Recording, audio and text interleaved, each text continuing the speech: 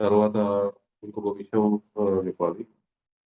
ఆది శివుడైన, పార్వతి అయినా, లేకపోతే సరస్వతి అయినా, లేకపోతే బ్రహ్మదేవుడైనా, లే లేదంటే విష్ణువైనా, లక్ష్మీదేవైనా ఎవరైనా సరే ఈ భూమి మీద జన్మ తీసుకుంటే గనక ఈ భూమి నియమాలకు అనుసారంగా ఇక్కడ జీవించాల్సి ఉంటుంది.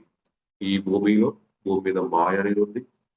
అలాగే ఎన్నో ఉన్నాయి. అంటే కర్మ అనేది కూడా ఉంది. ఓకే. కర్మ భూమి అంటారు. దానికి అనుసారంగా వాళ్ళు ఏ ప్రణాళికతోనైతే వచ్చారో, ఆ ప్రణాళికకు అనుసారంగానే జీవించాల్సి ఉంటుంది. ఓకే. దేవుడైనా సరే తన శక్తుల్ని ప్రదర్శించలేడు. తను పూర్తిగా దైవంలాగా అందరికి కనిపించలేడు. దైవంలాగా ప్రవర్తించలేడు. పూర్తి స్థాయిలో అంటే మాయలు, మంత్రాలు ఇలాంటివన్నీ. ఎందుకు అంటే ఇది భూమండలం. ఇక్కడ కొన్ని నియమాలుంటాయి. కొన్ని అడ్డంకులుంటాయి. కొన్ని రకాల విషయాలుంటాయి. మన యొక్క జన్మ ప్రణాళిక అనుసరించి. ఆ జన్మ ప్రణాళికలో ఏదైతే చేయాలనుకున్నామో, ఎలాగైతే చేయాలనుకున్నామో అలాగే చేస్తూ వెళ్తాం.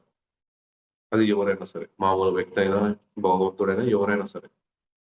ఒక ప్రణాళిక ప్రకారమే ప్రతి ఒక్క మాస్టర్ ఇక్కడికి భూమి మీదకొస్తాడు. ఆ ప్రణాళిక ధ్యానం చేసి లోతుగా వెళ్ళిన వాళ్ళకే అర్థమవుతూ ఉంటుంది. ఓకే మాస్టర్స్ అర్థం ప్రక్రియ ముగిసింది. ఈ వీడియో మీకు నచ్చినట్టయితే లైక్ చేయండి, అందరికీ షేర్ చేయండి.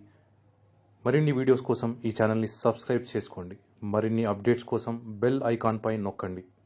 Thank you.